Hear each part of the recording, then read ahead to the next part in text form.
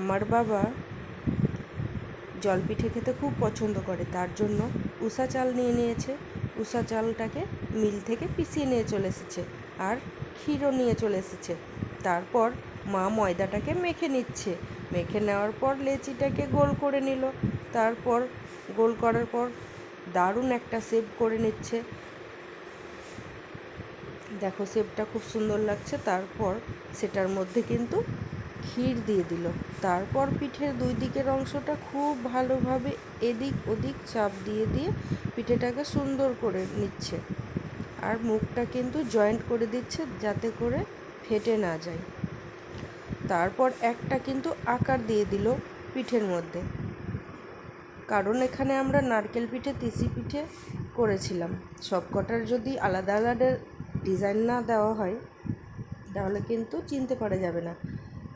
সেগুলো কিন্তু তোমাদের সাথে শেয়ার করতে পারিনি, শুধু ক্ষীরের পিঠেটাই শেয়ার করছি।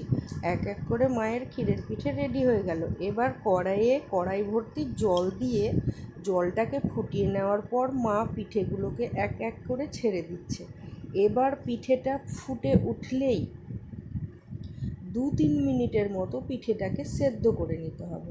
তারপর এরকম একটা ছাকনার মতো হাতাতে ছেঁকে নিতে হবে, আর একটা ফুটো কোনো পাত্রে বা ঝুড়িতে পিঠেগুলোকে রেখে দিতে হবে।